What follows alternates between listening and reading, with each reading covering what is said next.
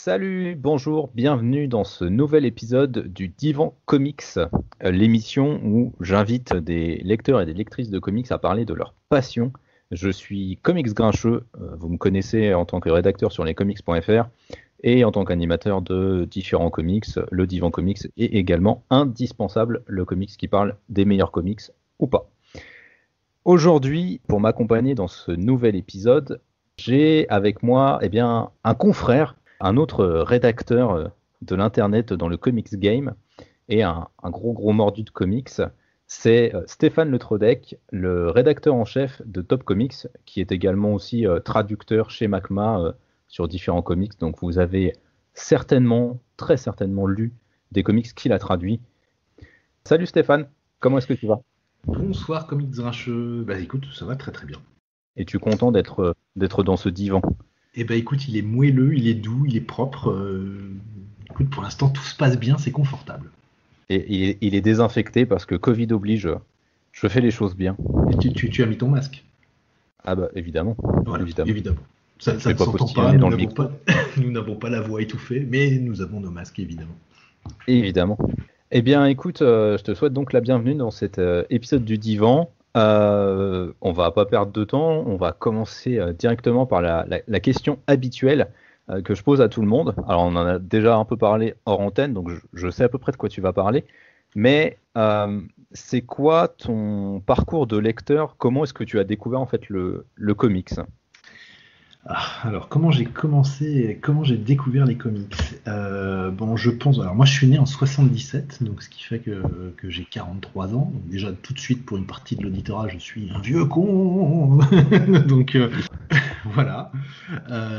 77, moi, mon histoire démarre dans les années 80 avec les comics parce que, alors, c'est par un moyen un peu détourné. Alors, déjà, contrairement à certains acteurs des comics. Je ne vais pas te faire la réponse genre j'ai appris à lire dans les comics, c'est pas vrai, j'y suis venu relativement tard. Ça se joue dans les années 80, je dois avoir 9 ans. Il y a le dessin animé Spider-Man qui passe à la télévision et qui plaît à une bonne partie des gars de mon âge, des garçons de mon âge. Le Spider-Man, enfin l'araignée est tombée dans la purée, etc. Ça parlera à certains d'entre vous. Et il y a les 4 Fantastiques aussi, il y avait la version des 4 Fantastiques en dessin animé qui datait des années 60, si je me trompe pas, qui passait aussi à la télévision. Et tout ça me plaisait bien. Et puis un jour, dans la cour de récré, j'ai 9 ans, il y a un copain qui ramène un bouquin, un Strange, ça doit être le Strange 194, 195. Enfin, c'est une couverture où il y a Namor qui surgit des eaux et qui bondit par-dessus Marina et Puck. Et donc mon copain me dit oh là là, il y a des aventures de Spider-Man qu'on n'a jamais vues à la télé dedans. Donc évidemment, il me le prête, on commence à bouquiner. Et puis ça nous plaît bien. Et puis en fait régulièrement ses parents le lui achètent et puis il le file à ses copains à l'école. Donc ce qui fait qu'on peut suivre les aventures de Spider-Man, des aventures qu'on n'avait jamais vues à l'époque à la télévision. Et donc c'est par ce biais-là que je suis rentré. Il y a aussi quand même, je peux juste mentionner à l'époque, il y a Télépoche, un magazine de programmes télé qui publie des épisodes de Spider-Man qui étaient publiés aux États-Unis dans la presse quotidienne. Je crois que c'est des dailies. Alors je sais plus quel nom ça a. Ça a été publié d'ailleurs. Voilà. Et ça a été publié d'ailleurs il n'y a pas très très longtemps chez Panini. Et voilà, dans Télépoche, ils ont publié un par semaine en couleur.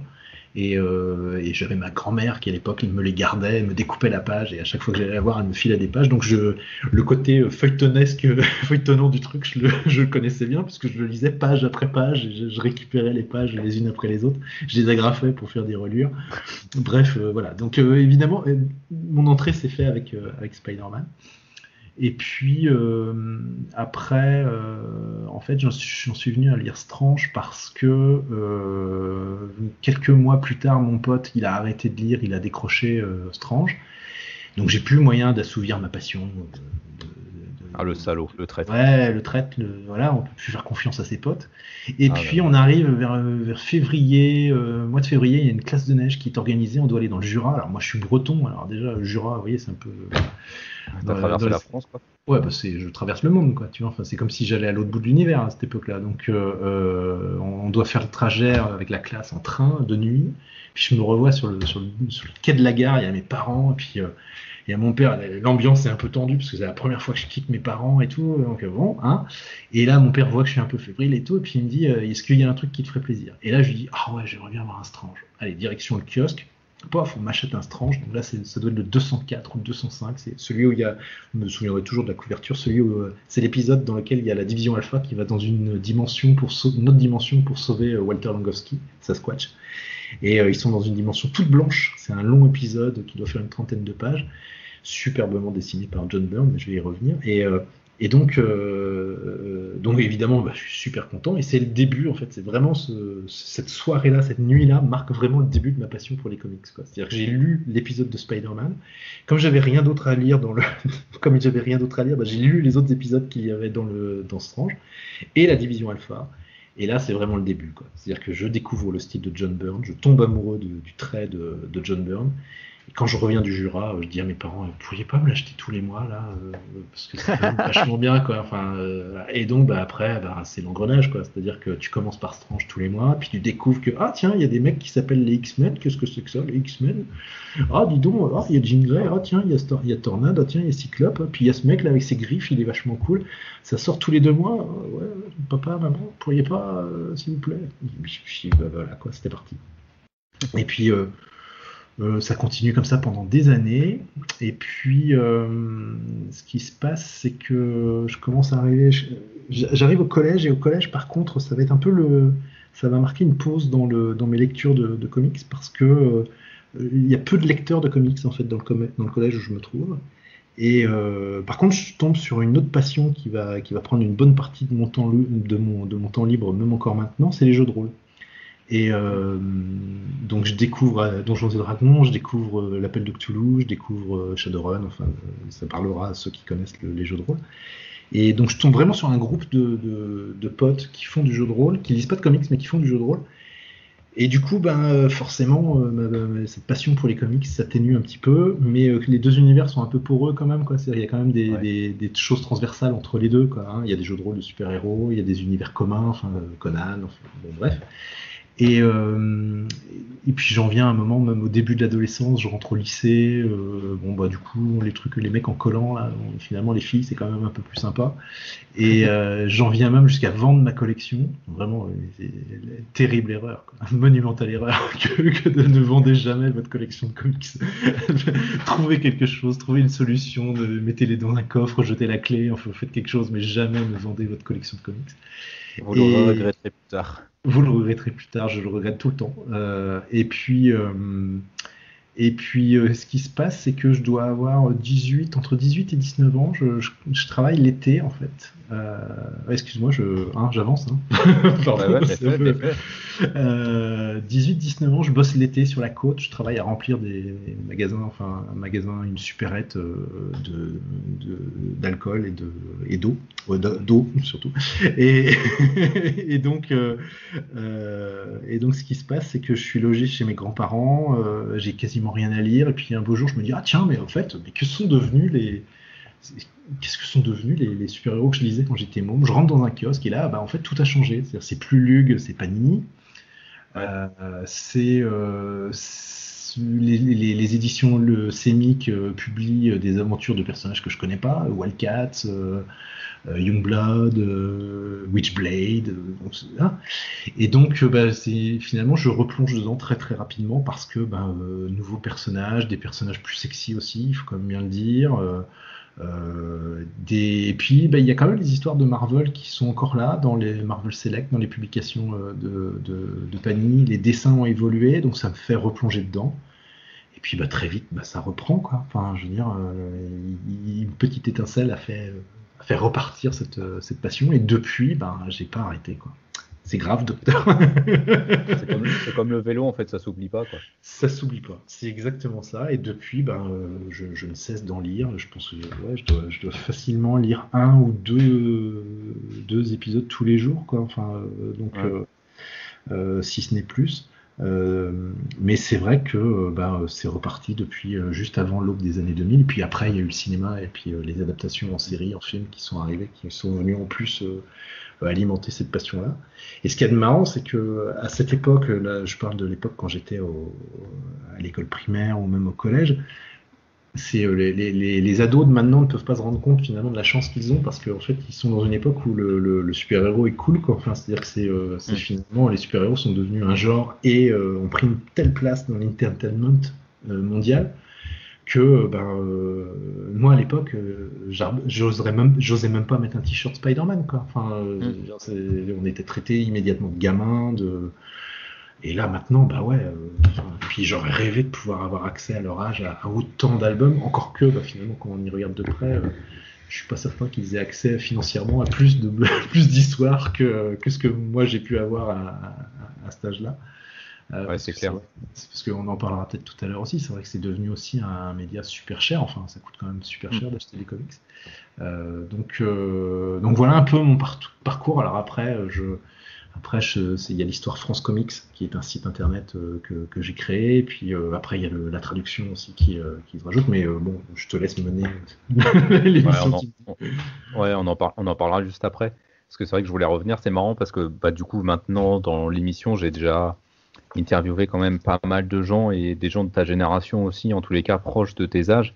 Et c'est vrai que vous avez vraiment tous ce point commun d'avoir commencé avec Strange, d'avoir cet amour et cet attachement très fort à la fois pour Spider-Man, mais aussi pour John Byrne.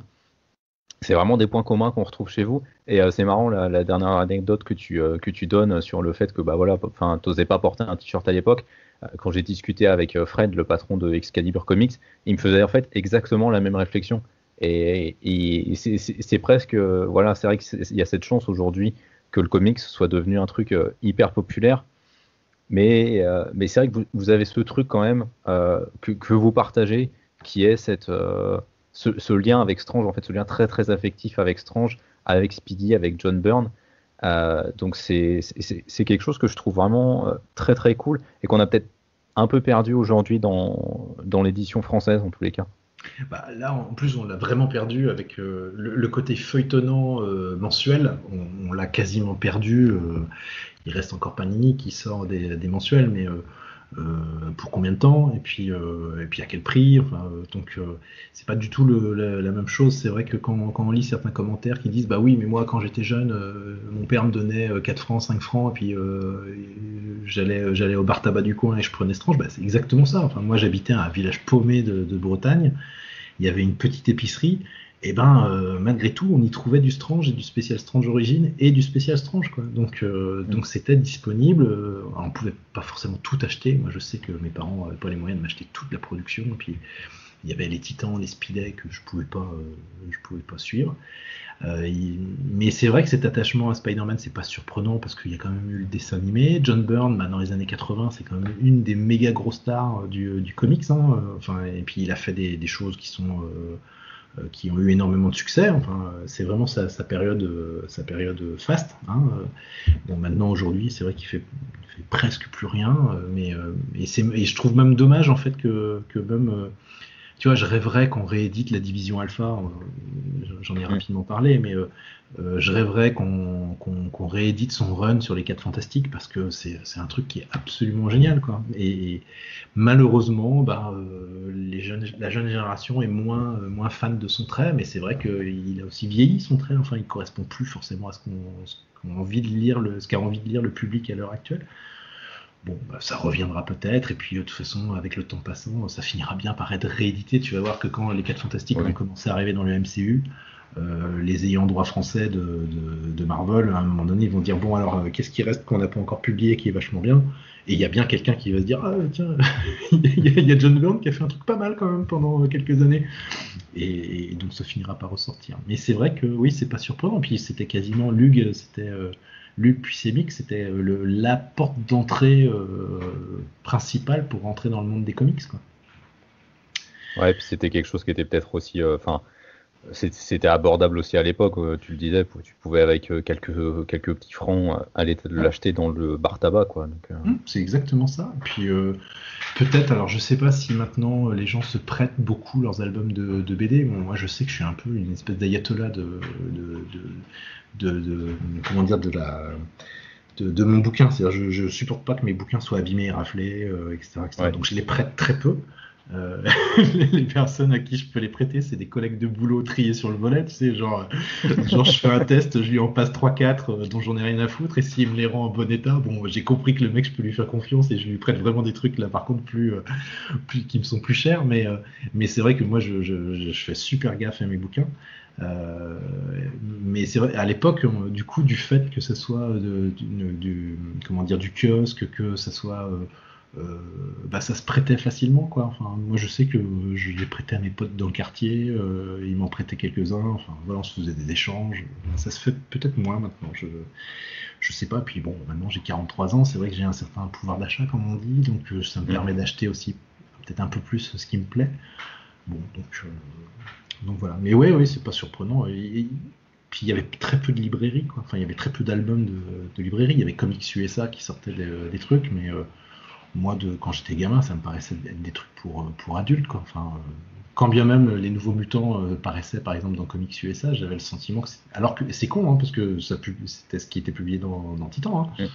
Mais il publiait aussi des trucs du Batman, il publiait du Punisher aussi, qui me paraissait pour des personnes peut-être un peu plus âgées que moi. Mais ouais, c'est pas surprenant qu'on partage tous comment dire, ce parcours-là. Ouais, bah oui, mais enfin, oui, c'est lié de toute façon à cette époque-là. C'est vrai que faudra voir dans quelques années comment est-ce que nous, parce que je m'inclus un peu dans cette génération-là, les lecteurs d'une trentaine d'années, entre 25 et 30 ans, on est arrivé dedans, mais c'est vrai que c'est une façon totalement différente de consommer le comics en fait que nous on a découvert en fait. Je pense qu'on est moins attaché au format, enfin ce qu'on appelle le kiosque ou le format souple en tous les cas qui était vendu dans les bar tabac et qui maintenant a un peu disparu, voire totalement disparu, pour ne se retrouver qu'en librairie. C'est vrai que je pense que c'est quelque chose qui est devenu beaucoup moins. Les gens sont beaucoup moins sensibles à ce format-là, je pense. Donc, ce qui est un peu dommage, moi je trouve, mais parce que ça reste toujours un bon format, un bon point d'entrée, quoi. Ouais, tout à fait. Puis c'est surtout le format le plus intéressant au niveau rapport qualité-prix. Enfin, pas qualité, mais rapport volume-prix.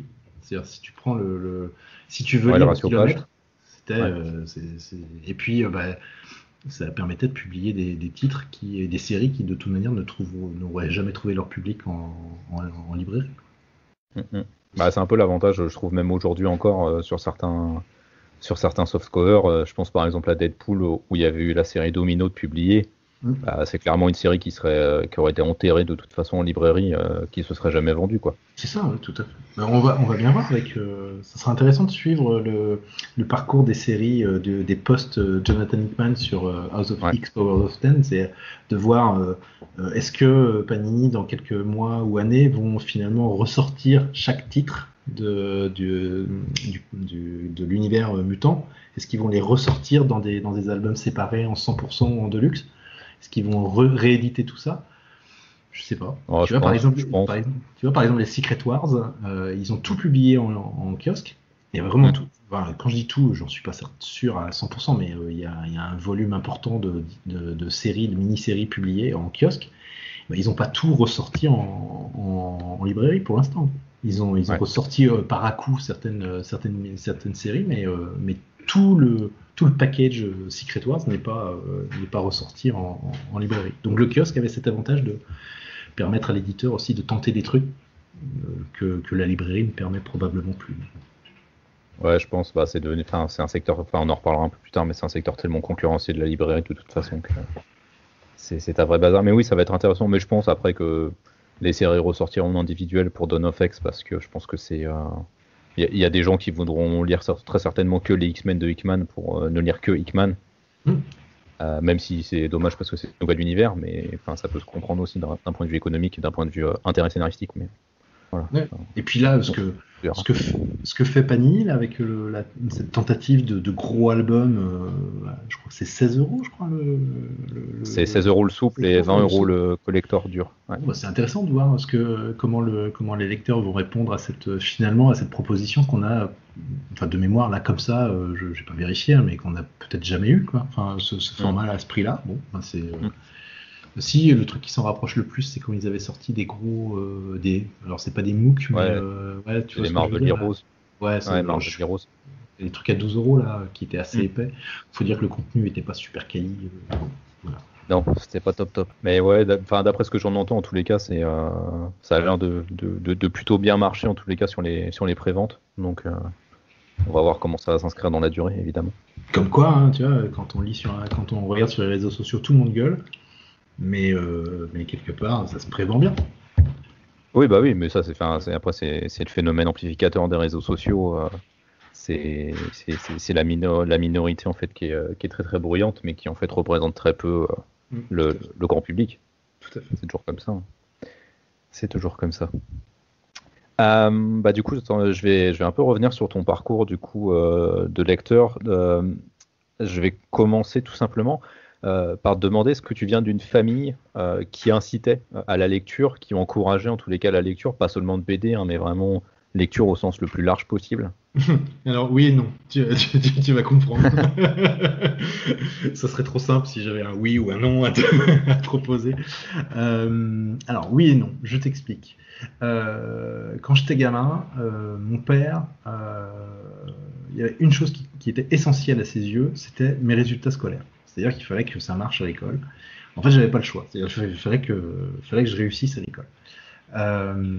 Et donc, lui, il était persuadé que tout ce qui est lecture de Strange, de super-héros, etc., c'était une espèce de sous-culture, et que la seule chose qui prévalait à ses yeux, c'était la littérature française, donc Victor Hugo, enfin, tout ce que tu peux imaginer. C'est presque un peu caricatural, mais c'est ça. Et tout le paradoxe, et c'est là que c'est fabuleux, c'est que il lisait en loose day des Hakim, des en piste, c'est-à-dire le soir dans son lit, il lisait des petits illustrés genre Blake le Rock, etc., etc. Et évidemment, bah, il y a un moment donné, alors il ne le lisait pas dans le salon ni quoi que ce soit, il lisait ça le soir. Donc il y a un moment donné, j'ai un peu découvert Poteau Rose, quoi. Et je sais pas si tu sais quelle pub il y avait à l'arrière de ces illustrés Blake le Rock en piste, etc., etc. Enfin, c'est vraiment de ces tout petits en avant. Bah, c'était des publications Lug et au dos il y avait des pubs pour Strange. Donc si tu veux, il y a un moment où son discours de dire il faut que tu lises du Victor Hugo mon fils alors qu'il est en train de lire des magazines dans lesquels il y a de la pub pour Strange, ça tenait plus, quoi. Donc c'était assez ça, ce côté-là était assez marrant. Et là encore en plus c'est presque ça devient encore plus délirant, c'est que à côté de ma chambre, il y avait une espèce de débarras dans lequel on mettait tout un tas de trucs, et il avait une bibliothèque, et mon père était un fondu de science-fiction.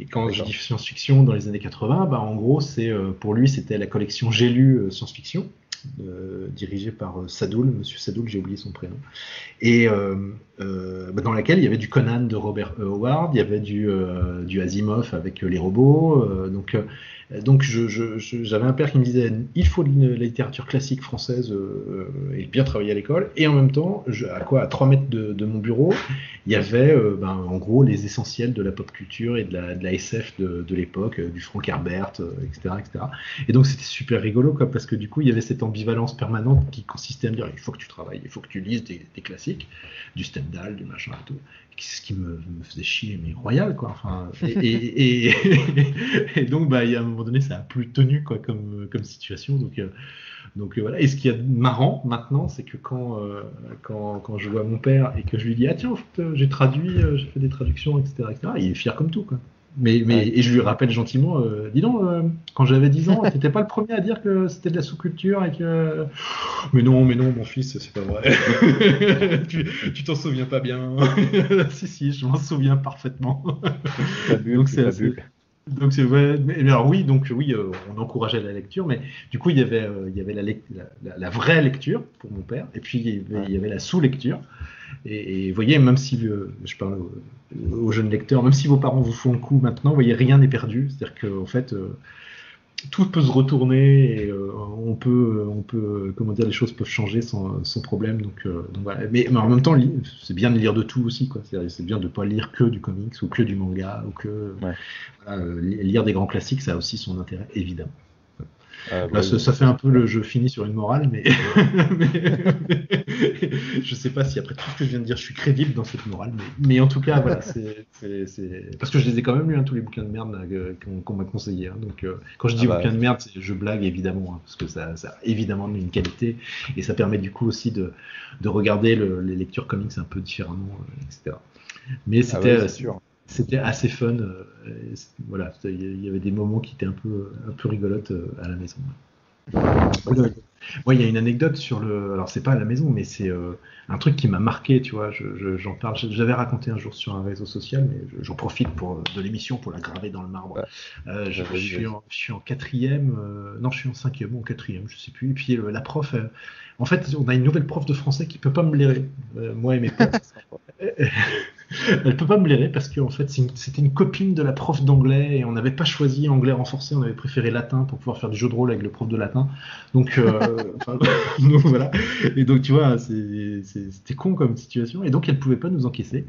Et d'un seul coup, en fait, nos notes étaient passées. Après, quand je dis nos, j'avais surtout un très très bon pote et on travaillait plutôt bien. Et on devait avoir des 17, 18 en rédaction. Et d'un seul coup, en septembre, changement de prof de français. Et on se retrouve avec des 2. Donc c'était quand même un peu curieux comme situation, quoi. Il faut croire que l'été nous avait été un peu fatal. On avait perdu plein de neurones durant l'été. Trop de jeux de rôle, ça. Probablement. Trop de jeux de rôle, trop de lecture de comics, trop de métal. À mon avis, ça a dû jouer. Et parce que j'adorais le métal aussi. J'ai cumulé toutes les cultures mal vues. T'as cumulé tous les clichés du geek et du nerd en fait. C'est ça. Et donc cette prof un jour elle dit oui, vous choisirez une œuvre et vous viendrez la présenter devant la classe. Bon, alors moi je vais la voir. Je dis est-ce que je pourrais présenter un Strange, je sais plus si c'était un Strange ou bien un Daredevil, genre Renaissance ou un truc comme ça. J'arrive plus à bien m'en souvenir. Mais je me souviens très bien le coup qu'elle m'a fait. Donc elle m'a dit oui, il n'y a pas de problème, vas-y. Donc les mois passent, je prépare mon truc. Alors je prépare mon truc avec la ferveur du geek qui veut vendre sa culture, quoi. Tu vois, je fais des panneaux en A3 avec des représentations, des photocopies collées pour faire des grands panneaux. Je prépare vachement bien mon truc, etc. Arrive le jour J en classe. Je prends mon souffle parce que tu vois, j'étais un peu aussi l'intello de la classe, donc bon, j'étais pas forcément très sûr de moi. Je commence puis je fais, je vais vous présenter Strange. Et là, elle m'arrête. Mais Stéphane, je t'arrête. Non, tu m'as mal compris. Je t'avais parlé de vraie littérature. Tu peux retourner à ta place, t'as 0. Ah, super. Voilà. Merci, au revoir. Tu peux remballer ton matos. Donc là, ce jour-là, j'ai compris qu'il y a des gens qui pensent qu'il y a une culture supérieure à la culture populaire et qu'ils n'hésitent pas à asseoir leur avis par rapport aux autres et surtout à imposer leur truc. Bon, alors curieusement par rapport à tout ce que j'ai dit tout à l'heure, celui qui va venir me sauver dans cette histoire, c'est mon père, qui entre-temps a un peu changé d'avis, et puis surtout il est content que j'ai des bonnes notes, donc après tout, lire des Strange, il s'en fout. Et du coup, ça a fighté avec la prof, et elle m'a laissé refaire un tour de piste de présentation, mais pas un Strange. C'est-à-dire, j'ai dû choisir un roman, et j'ai dû choisir un truc de Van Vogt, je crois, La poursuite d'Eslan, ou un truc comme ça, un bouquin de SF. Mais bon, voilà. Mais c'est vrai que je me souviens vachement, parce que c'était vachement injuste, je trouve. C'est-à-dire que ça avait été géré avec elle en amont, elle le savait très bien, elle avait tout le temps, elle a eu des semaines et des semaines pour me dire qu'il fallait pas que je le fasse, et elle attend pas que je sois devant tout le monde. Pour tout te dire, il y avait même les mecs, tu sais, les mecs dans la classe, t'en as toujours qui font chier le petit intello de service, etc., etc. Bah là, pour le coup, les mecs, ils étaient allés la trouver pour lui dire non, mais attendez, pour une fois, il y en a un qui allait présenter un truc intéressant, vous pouvez pas laisser Stéphane parler. Enfin bon, c'était assez rigolo comme situation. Et ouais, mais c'est vrai que malgré tout, ça reste aujourd'hui, je pense, quelque chose qui existe, cette idée qu'il y a une hiérarchie dans les cultures. Le truc que je trouve vraiment abject par essence, et j'essaie dans mon boulot de le combattre vraiment. Mais c'est vrai que toi, en plus, à l'époque, c'est clairement, enfin, tu le disais, tu n'osais pas porter de t-shirt, et parce que tu étais un peu considéré, quand tu aimais ce genre de truc, comme un pestiféré, quoi. C'est ça, ouais. Non, mais Et tout à surtout fait. que en plus, tu cumulais du coup toutes les casquettes un peu, et je dis ça vraiment Oui, non, sans mais négativité aucune, hein. non, tout à fait. Tu cumulais tout avec du coup, rôliste, métalleux, Ouais, puis fan de comics. C'est vrai que pour, pour tu y allais à fond. les amateurs de jeux de rôle, c'est la période, si vous connaissez un peu l'histoire du jeu de rôle, c'est la Ah période bah oui. Abgral, comment elle s'appelle, quelqu'un qui avait fait une émission à la télévision où elle avait défoncé le jeu de rôle en présentant ça comme un truc sataniste, enfin, du Ouais, jour mais au je vois de lendemain, quoi tu parles. je sais plus comment elle s'appelle, c'était une présentatrice. Du jour au lendemain, le directeur nous avait fermé notre club de jeux de rôle, alors que c'était le seul club qui avait jamais foutu le bordel, où on avait tout le temps respecté les heures, on avait toujours rendu tout en état, etc. etc. Bah, c'était fermé, enfin. Ouais, je cumulais, ouais. Je cumulais vachement quand même. Maintenant que j'y pense, ouais, ouais, j'étais déjà geek bien avant que le mot soit inventé, ouais. Ouais, mais j'ai envie de dire comme la plupart des jeunes en fait de cette, enfin, Tout à fait. les geeks, c'est un peu né à cette époque-là, quoi. Donc Exactement. c'est un peu ce que montre Stranger Things de manière un peu parfois qui verse trop dans la nostalgie, mais c'est ce Ouais. qui est montré clairement. Enfin, Ah oui, il y a cette idée-là, ouais, clairement. tu étais un des gamins de Stranger Things, quoi. Je devais être le petit gros, je pense que j'étais plus celui-là, moi. Ok. Euh, Bah du coup, on va aller du coup à cette période où bah tu professionnalises un peu cette passion du comics, j'ai envie de dire. Bah du coup, tu l'as dit, tu as lancé un premier site, France Comics, c'est Ouais, ça? c'est ça. Donc Euh, France Comics, tu deviens un traducteur. Enfin voilà, t'as quand même une grosse casquette professionnelle comics, j'ai envie de dire. ouais, oui, alors ça me paraît toujours prétentieux en fait quand on dit ça comme ça, donc c'est pour ça que tu me sens peut-être un peu hésitant, mais oui, alors on peut le dire comme ça. Ouais, il y a eu l'aventure France Comics. Après, c'était à l'époque où sur le web il y avait rien quoi. Il y avait XB Corner, il y avait, euh, je sais pas, XB Corner, c'était le seul truc dont je me souvienne comme site web. Il devait y en avoir d'autres, hein, mais j'ai oublié. Puis les trucs genre WordPress n'existaient pas à cette époque-là, quoi. Ouais. Enfin, Ah oui. c'était tout en HTML. Enfin, c'était de la folie quand on y pense. Et France Comics, ça fait. Bon, j'ai dû arrêter parce que j'ai rencontré mon épouse, j'ai eu des enfants, enfin, donc j'avais plus le temps de gérer tout ça. Il y a Sgt Pepper qui a pris la suite, ainsi que Christophe Colin, et puis d'autres, Soyuz, Cab. Il y a toute une équipe à qui j'avais laissé les clés, en fait, et qui ont continué le site pendant longtemps. Et puis moi, finalement, je reviens là-dedans. J'ai d'abord en fait commencé. Je suis contacté un jour par un type qui travaille sur un site qui s'appelle le Salon littéraire, qui était un site affilié au Figaro et à Comment ça marche. Enfin, c'est Ouais. une boîte qui possède plein de sites internet, genre Copain d'avant, etc., etc. Et on me propose de m'occuper de la partie comics du site. Alors sur le salon littéraire, tu vois, les comics, Mm. mais finalement l'idée me plaît bien de me dire, bah tiens, je suis sur un gros site littéraire, littérature française, très classique, etc., etc. Et moi débarquer avec mes Batman et mes Spider-Man, ça va être rigolo, quoi. Et surtout, ce que je fais, c'est que je dis au rédacteur en chef, moi je veux bien le faire, mais je veux pas que ça me coûte de l'argent. C'est-à-dire, je veux pas avoir, comme à l'époque de France Comics, de devoir acheter tous les bouquins que je vais chroniquer. Ce que je veux, c'est pouvoir bénéficier de services de presse, parce que sinon, enfin, je veux dire, c'est juste pas gérable, quoi. Et coup de bol, en fait, il a un carnet d'adresses et il me file en fait ses adresses, et puis ça se passe plutôt bien. Puis de fil en aiguille, les éditeurs me font confiance, et puis je commence effectivement à recevoir quelques services de presse, et donc je peux alimenter assez facilement le site d'articles. Et puis je peux aussi, bien entendu, rajouter moi mes articles en fonction de mes achats. Euh, et puis finalement, cette personne qui m'avait contacté pour le salon littéraire décide de partir créer son propre site. Je vais avec lui, on crée un nouveau site, on fait sécession entre guillemets, voilà. Et puis finalement, moi j'arrive à une période moi où professionnellement j'ai envie de me former, et notamment au web marketing. Donc je suis une formation sur le web marketing. Et il y a quelque chose à produire, si tu veux. Pour obtenir ton diplôme, tu es obligé de produire quelque chose et de faire un rapport de stage, enfin un rapport d'activité, et d'aller le défendre devant un jury. Et là, je gamberge pendant longtemps, qu'est-ce que je vais bien pouvoir proposer comme voilà. Et puis bon, c'est mon épouse qui me dit, bah, quitte à passer du temps pour te former, autant que tu utilises aussi ta passion, bah, fais un site sur les comics. Alors, bah, ok, bah, donc bah, voilà, et c'est comme ça qu'est né Top Comics. Au départ, Top Comics, c'est juste en fait un site pour servir de support à une fin de stage, enfin une fin de formation. Et puis, bah, en fait, ça a duré, quoi. C'est-à-dire que ça m'a tellement plu et c'était tellement chouette à faire que bah, finalement, j'ai continué. Et puis, bah, ça perdure toujours aujourd'hui. Donc ça, c'est pour la partie, mon parcours sur les sites web.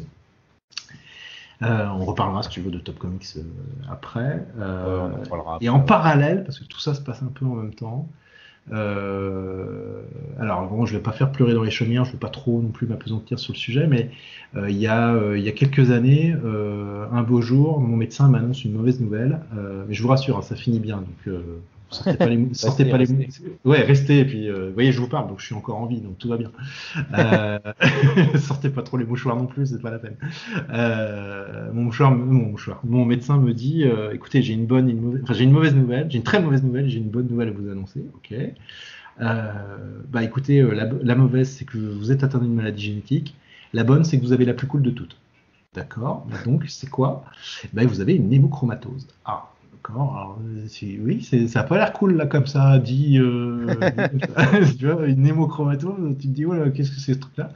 Bon, en fait, je rassure tout le monde. Hein, effectivement, c'est la plus cool peut-être de toutes les maladies génétiques. C'est en fait mon foie draine pas suffisamment, ne filtre pas suffisamment le fer qui circule dans mon sang. Donc, ce qui fait que bah, depuis que je suis né, le fer stagne dans le sang. Et quand je dis stagne, en fait, c'est pas tout à fait exact. C'est-à-dire que le fer reste dans le sang. Donc vous imaginez bien du fer circulant rapidement, même sous la forme de particules, dans des vaisseaux sanguins, bah, ça peut quelque part faire un peu de dégâts. Et mon médecin m'explique que en fait, c'est la plus cool des maladies parce qu'on sait comment la gérer. Donc attention, ça va être un peu gore. On la gère tout simplement en faisant des saignées, c'est-à-dire que régulièrement, tous les 3-4 mois, on me vide de mon sang. Non, je blague. On me vide pas de mon sang. On m'enlève 500 millilitres de sang et ça oblige mon organisme à refaire du sang. Bref, c'était la partie médicale de la soirée. Et là-dessus, j'ai droit pendant un mois à un checking complet. C'est-à-dire on vérifie toutes les parties de mon corps pour voir s'il n'y a pas eu de dégâts au fil des ans. Donc tu as un peu les boules quand même durant ce mois-là parce que tu te dis mais attends, si ça se trouve, on me dit que qu'on va gérer la maladie, mais elle a peut-être déjà fait des dégâts. Quoi. Bon, heureusement tout s'est bien passé, j'ai pas de séquelles de cette période, tout se passe bien. Mais comme je gamberge, à un moment donné, je me dis ouais, s'il m'arrivait un truc, en fait, moi, qu'est-ce que j'ai fait durant ma vie ok, ça paraît bateau hein, comme ça, mais dans les premiers jours, tu gamberges vraiment quoi. Et puis je me dis bah ouais, finalement il y a un truc que j'aurais toujours voulu faire, c'était bosser dans le monde des comics, et puis j'ai jamais fait. Et alors être dessinateur, bon, je vous ferai pas l'affront de vous montrer mes dessins. Être scénariste, voilà. Bon alors après il reste plus beaucoup de choses, et puis je me dis tiens la traduction pourquoi pas. Mais alors comment faire pour toucher les éditeurs? Et là en fait je me dis plutôt que d'envoyer des CV, ce que je vais faire c'est que je vais contacter les éditeurs en envoyant des essais de traduction. C'est-à-dire je prends de la VO, puis je traduis 3-4 pages et j'envoie, je ventile aux éditeurs, Glénat, Panini, etc. Et puis Macma, Edmond Touriol. Puis un beau jour, je reçois un mail de Edmond. Alors évidemment, pendant des mois, j'ai aucune réponse de personne. Hein, voilà. Puis un beau jour, j'ai Edmond Touriol qui m'envoie un mail qui me dit est-ce que tu es toujours dispo pour traduire? Parce que j'aurais besoin de quelqu'un rapidement pour 5 pages d'une anthologie. Bon, alors tu penses bien que je saute sur l'occasion, quoi. Enfin, youpi, mon destin est tout tracé, je vais devenir traducteur de comics, sauf que c'est pas aussi simple que ça. Je fais mes 5 pages, Edmond me répond gentiment que c'est pas mal. Alors que j'en avais sué 100 EO, quoi, tu vois, pour traduire mon truc, et le gars me répond juste que c'est pas mal, quoi. Donc ma fierté on prend un petit coup. Je découvre merci monsieur, mais ma fierté on prend un petit coup, mais en même temps ses remarques sont justes et en même temps c'est un mec qui a de la bouteille, quoi. Donc moi je suis du genre un peu à fermer ma gueule et à écouter entre guillemets les anciens et les bons conseils que les anciens peuvent donner plutôt que de la ramener et de faire attends yo man comment ça ma truc est pas mal. Non, enfin voilà, je suis un peu modeste et un peu humble. J'écoute les conseils, je découvre qu'il y a des trucs genre des espaces insécables. Tu vois, j'ignorais ce qu'était un espace insécable avant. Enfin, voilà. Donc pour ceux qui ne savent pas, vous chercherez sur Internet, vous découvrirez l'existence des espaces insécables. Et donc j'ai trouvé ça, en fait, plutôt que de mal le prendre, j'ai trouvé ça assez positif qu'ils prennent le temps de pointer les erreurs que j'avais pu faire. Ma traduction est publiée, je suis rémunéré pour cette traduction. Pas beaucoup, mais quand même. Enfin, je veux dire, c'est quand même ça. Et en fait, mine de rien, malgré qu'il m'ait dit que c'était pas mal et qu'il ait pointé mes erreurs, il fait plus appel à moi pendant plusieurs mois. Mais comme je suis poisson ascendant breton, je suis du genre un peu têtu, donc je continue à envoyer mes essais. Voilà, ça a marché une fois, pourquoi ça ne marcherait pas une deuxième fois? Et un beau jour, le même Edmond Touriol me renvoie un mail et il me dit, voilà, là on est en carafe sur une traduction, sur du rédactionnel sur Hulk pour une collection Hachette qui va sortir dans quelques mois. Mon traducteur m'a planté, enfin, je ne sais plus pour quelle raison, mais en tout cas il y avait urgence. Il me dit, je sais plus, enfin, il y a peut-être 5-6 pages, t'as 5-6 pages, t'as 2 jours, c'est à prendre ou à laisser, mais tu me réponds tout de suite si tu les fais. Sauf que ce que j'ai pas dit, c'est qu'on est en pleine période de fête de Noël, donc en gros c'est à faire pendant, limite c'est à faire le soir de Noël, quoi, tu vois. C'est là que tu comprends pourquoi il me l'a confié, en fait. Ouais.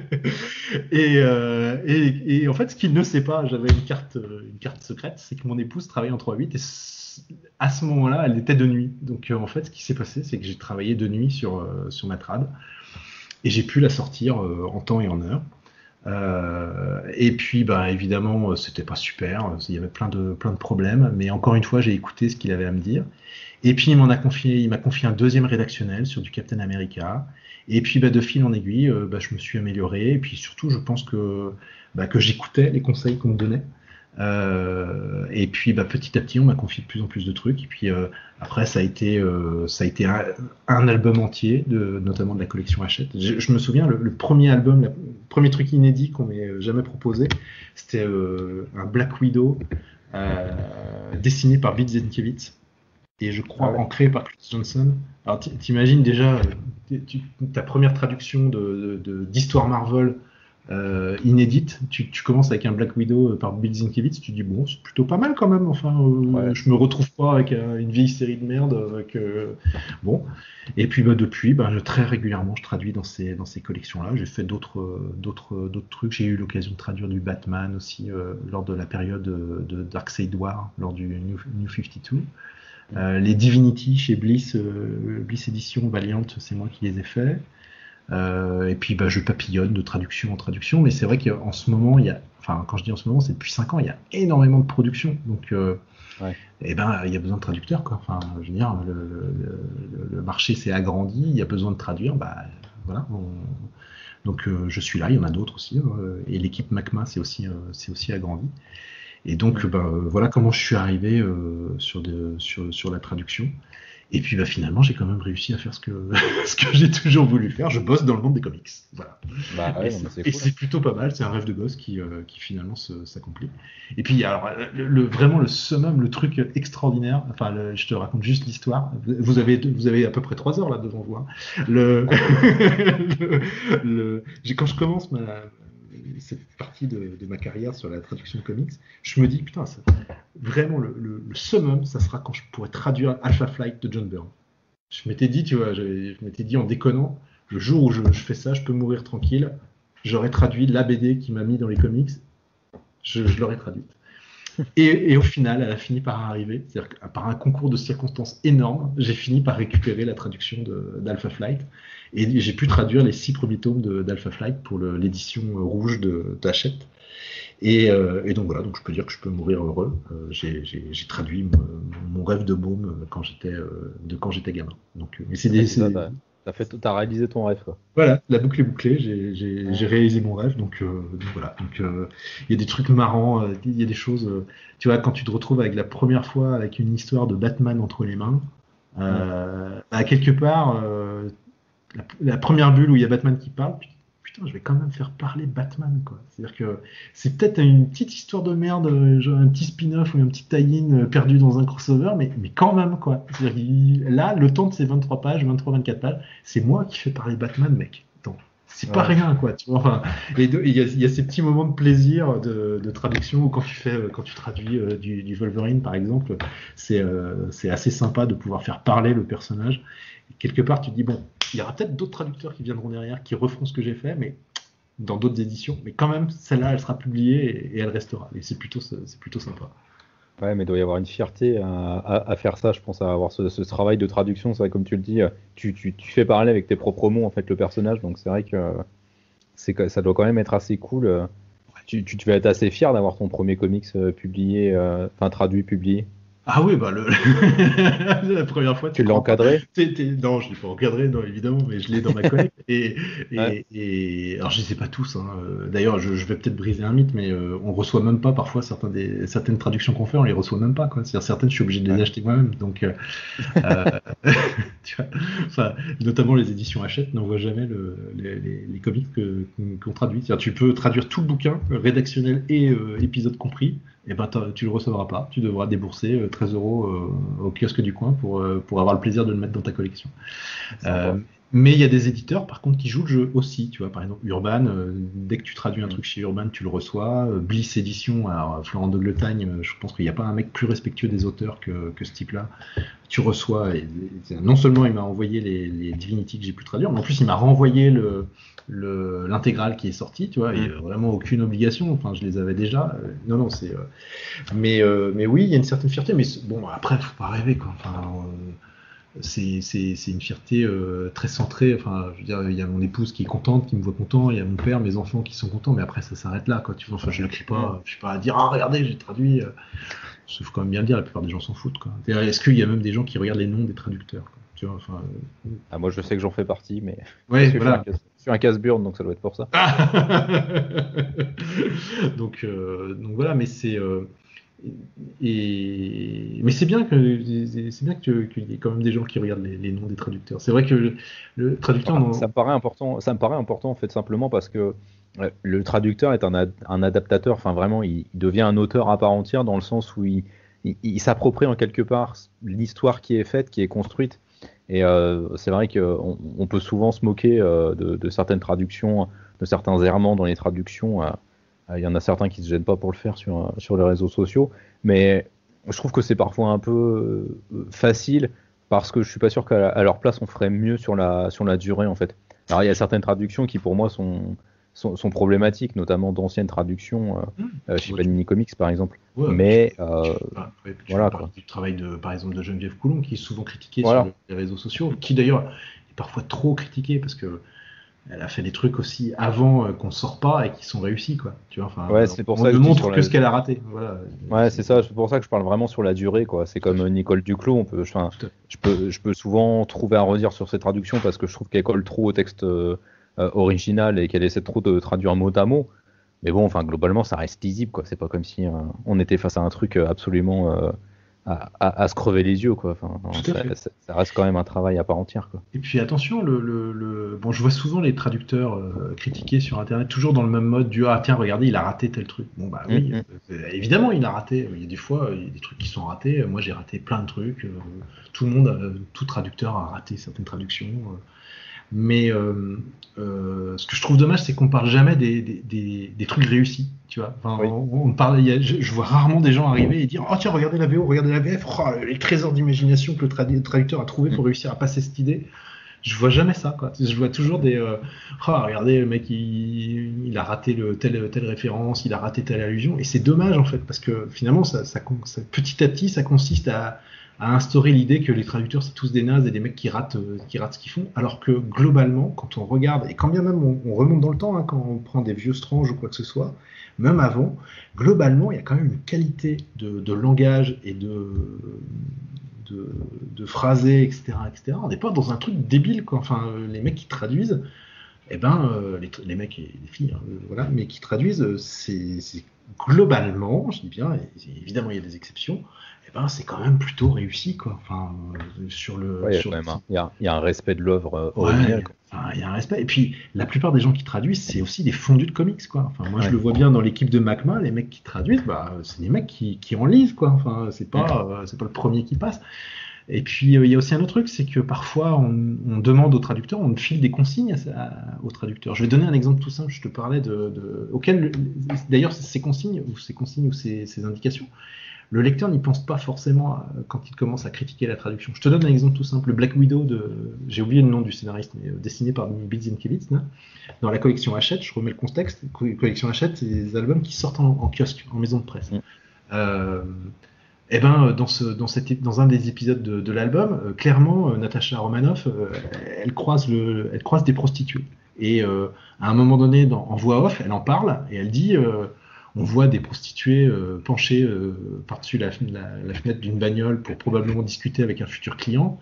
Et en voix off, il y a Natasha Romanoff qui dit oui, il y avait des putes sur le trottoir, etc., etc. Bon. Et ben, tu te retrouves face à ce truc-là, toi, en tant que traducteur. Bon, alors évidemment, si tu veux coller au texte, tu vas mettre il y avait des putes sur le trottoir, machin. Bon. Sauf que si tu mets il y avait des putes sur le trottoir, quelques jours plus tard, tu reçois un coup de fil de Macma pour te dire mais attends, Coco, ça sort en maison de presse, Hachette va jamais vouloir qu'il y ait le mot pute écrit dans. Non, non, il faut changer en fait, il faut trouver autre chose quoi, parce que là, ça va pas être possible. Donc évidemment, tu t'adaptes quoi. Donc du coup, tu trouves un truc de genre. Certaines filles n'avaient pas le choix pour vivre, tu vois, et du coup l'image permet au lecteur de comprendre ce qui se passe et tu évites la grossièreté, tu vois. Donc, mais du coup, derrière, hors contexte, sans savoir qu'il y a eu ça, le premier lecteur qui va passer, qui va comparer la VO et la VF, il va faire oh regardez le traducteur, il connaît pas le mot pute, il le met même pas dans sa traduction. Oui, mais peut-être parce qu'il y a aussi une raison que tu ignores, pour laquelle on ne l'utilise pas. Là, je vous donne un exemple vécu et auquel les lecteurs ne pensent pas forcément, quoi. Voilà, tout simplement. Ouais, on adapte aussi la traduction au public supposé de. Alors parfois on nous le demande, parfois c'est un choix qu'on fait. Ouais. Donc, non, mais tu fais bien de le rappeler parce que finalement, c'est vrai que c'est quelque chose qui est assez notable au final alors je vais dire dans la communauté comics de manière vraiment très très large. Tout le lectorat qui s'exprime sur Facebook et sur Twitter, il y a souvent cette tendance à faire ressortir le négatif et pas assez à mettre en avant le positif. Alors, évidemment, il faut mettre en avant quand c'est critiquable et je pense que c'est bon parce que la critique permet d'avancer. Mais parfois, c'est un peu trop gratuit et on en oublie surtout que, en fait, on connaît pas tellement les rouages du monde éditorial. C'est quand même toujours des mondes très très hermétiques, très fermés. Que ce soit pour la traduction, là, comme tu le disais, mais de manière plus générale pour toutes les consignes de publication. Ça me fait penser à iComics qui a été un peu critiqué là, sur les Tortues Ninja pendant ces derniers mois, parce que voilà, les tomes peuvent paraître un peu courts et un peu chers derrière, que ça manque de travail éditorial et tout ça, mais que, comme l'avait expliqué Sullivan derrière, oui, mais sauf qu'en fait, c'est pas tellement lui qui est à blâmer, en fait, c'est juste que avec IDW qui détient les droits de la licence, et il y a des complications, il y a des choses à respecter à chaque fois, et du coup, je trouve que tu fais bien de rappeler ça, qu'il y a toujours des éléments extérieurs en fait à prendre en compte et qu'on oublie parfois un peu trop facilement. Tu vois, dans la traduction, au début de la traduction du rédactionnel des collections Hachette rouge et noir, là, notamment dans la collection rouge, il y a souvent un gros pavé à la fin qui reprend toute la carrière du personnage. Bon. Je te raconte pas quand t'as des mecs comme Fazalis ou t'es parti pour 10 pages. T'es parti pour 10 pages, quoi, hein, d'accord. Donc et dans la VO, le texte n'est pas forcément super qualitatif, quoi. C'est parfois écrit de manière un peu rapide et bon, voilà quoi. Enfin, c'est déjà en VO, c'est pas plaisant à lire. Alors si tu l'adaptes tel quel, dans le respect de l'œuvre, tu te retrouves avec du français qui c'est imbitable, quoi. Enfin, je veux dire, personne n'ira lire ce truc-là. Bon, donc clairement, moi, on m'a dit, écoute, ce que tu fais, c'est que tu adaptes le texte pour que ça soit facile à lire, pour que. Il s'agit pas de simplifier les choses, il s'agit simplement d'éviter de faire des phrases à la rallonge, par exemple. Ça sert à rien de faire des phrases qui font 5 lignes, quoi. Tu vois, enfin, dans ces cas-là, tu coupes et tu replaces des verbes, sujets, compléments. Et évidemment pas uniquement du verbe sujet complément, et donc tu retailles pour que ça soit plus souple, plus aéré, plus facile à lire que dans la VO. Et puis un autre exemple, le fait que la plupart des traducteurs soient aussi des fondus de comics, ça permet de temps en temps de corriger des erreurs. Moi par exemple, il m'est arrivé de trouver dans des rédactionnels des erreurs. Donc dans ces cas-là, il m'arrive d'appeler Edmond Touriol parce que c'est avec lui que je bosse et c'est à lui que je pose mes questions. Et je lui dis bah voilà, là, dans le rédactionnel, le mec il se plante quoi. Enfin, dans la VO, le mec il dit une connerie quoi. Enfin, qu'est-ce que je fais? Je la traduis telle quelle ou bien je la corrige? Bon alors derrière, j'entends les fans qui vont dire oh oui, il faut respecter l'œuvre. Bah ouais, mais si je la respecte de trop, je me retrouve à écrire une connerie. Donc je fais quoi? Tu vois, donc du coup, on préfère nous l'aspect quali. Donc on va corriger on vérifie d'abord que ce que j'écris n'est pas une connerie. Parce que c'est pas la peine d'en rajouter une par-dessus. Et puis on adapte de façon à ce que ça soit corrigé. Donc puis parfois il y a des trucs, tu vois, il y a des expressions françaises, le Dieu me patafiole là, tu vois, tu peux pas l'inventer quoi. Là aussi c'est pareil, tu es obligé d'aller chercher dans tes vieux bouquins pour merde, ce truc-là, comment il le dit déjà, là, le fauve dans les X-Men? Bon, bah, donc, tu vas chercher pour voir comment ça a été traduit. Il y a aussi tout un travail comme ça de recherche et de renseignement. Un truc tout bête, par exemple, quand j'ai traduit, la première fois que j'ai traduit un Batman, il y a un dialogue avec le commissaire Gordon. Là, comme ça, faites un test chez vous, je vous pose la question, essayez de répondre honnêtement sans foncer dans votre bibliothèque. Ils se tutoient ou ils se vous voient, Gordon et Batman? Ouais. Voilà. Truc tout con. Voilà. Il y a un moment donné, tu te lèves, tu vas chercher dans un comics pour voir s'il n'y a pas une autre scène, enfin pour trouver une scène où ils discutent et voir ce que le traducteur avait mis. Puis tu vérifies dans d'autres comics si ça se répète, et puis tu prends une décision. Je me souviens plus ce que j'avais mis. mais voilà, c'est des exemples tout bêtes qui font que parfois ça prend un temps fou. Puis on n'est pas payé à l'heure, quoi. On est payé à la page, quoi. Donc c'est pas. Mais en même temps, je comprends tout à fait le discours des lecteurs qui. Oui, je paye mon intégrale 35 €. Moi, je veux que ça soit parfait. Bah oui, non, mais moi, je suis pareil. Je suis client aussi de certaines éditions. Et quand je vois des bourdes énormes, je suis le premier à râler et à dire oh non. Mais il faut jamais oublier que ça reste une activité humaine et que derrière, il y a aussi des failles, des erreurs, des problèmes. Bon, puis il faut pas se leurrer, hein. Quand il y a vraiment un problème ou quand il y a vraiment eu une erreur, il faut pas croire que les traducteurs ils sont là en train de se dire on les a bien eus ces lecteurs, regardez. Tu vois, non, on est les premiers, désolé. Enfin, moi j'ai quelques exemples en tête où le traducteur se dit merde, j'ai raté ce truc là, voilà. Et il est tout à fait désolé mais bon, voilà, il va pas se lapider sur la place publique pour avoir raté un truc, quoi. Donc non, c'est sûr, ça sert à rien. Voilà, ça sert à rien. Mais c'est vrai que je trouve dommage qu'on est toujours dans le. Puis en plus, il y a ce discours qui consiste à dire ah ouais, moi je vais passer à la VO, je ferai aussi bien le travail de traduction. Bah ouais, mais non, mec, tu feras pas un travail de traduction comme un traducteur pro, parce que ce qui va se passer, c'est que tu vas lire dans ta tête. Et ce qu'il y a de bien quand tu lis dans ta tête un comics en VO, c'est que tu as toute la place que tu veux. Et puis tu peux zapper des mots, tu t'en fous, de toute façon, t'es ton seul public. Donc si tu zappes un sens ou un truc comme ça, c'est pas grave, ça t'empêchera, tu avances et puis tu arrives jusqu'à la fin de ton comics et t'es content. Ah ouais, sauf que quand tu te retrouves devant ton Word à taper ton texte, le mot que toi tu zapperais, toi, le traducteur, t'es obligé de le mettre, quoi. T'es obligé de trouver un sens derrière, quoi. Et puis en plus, t'as les tailles de bulles. C'est-à-dire que, évidemment, le français prend un peu plus de place que l'anglais. Régulièrement, McMahon nous dit évitez d'exploser les bulles. Bah ouais, tu penses bien que si on se surveille pas, on se retrouve avec des phrases à rallonge et derrière le lettreur il en chie les rangs de chapeau pour tout faire rentrer dans les bulles. Donc il y a tout ça qui rentre en ligne de compte et que les lecteurs français, certains lecteurs français en tout cas, ne voient pas forcément. Et encore une fois, je regrette que jamais on ne met en avant les traductions réussies. Alors si, la seule qu'on met en avant, c'est celle de Watchmen, la première édition française de Manchette, qui évidemment est très réussie. Enfin, je veux dire, mais très souvent, ça se limite à ça, quoi. Et après, on parle jamais des trésors de traduction. Quand va sortir Promethea en fin d'année, je vous invite à aller comparer la VO et la VF. Enfin, je ne sais pas quelle VF va être choisie. J'espère que ça sera la même que celle d'avant. Ou même prenez n'importe quelle traduction d'Alan Moore, allez regarder la VO, vous allez comprendre à quel point le traducteur en a chié, quoi. Enfin, oui. Alors, au niveau des mots, hein, c'est comme quand tu traduis du Grant Morrison, c'est hyper compliqué. Hein. Voilà. Et donc voilà, je trouve ça toujours un peu dur, cette espèce de regardez, ils ont mal fait leur boulot. Bah oui, mais ça arrive. Enfin, je veux dire.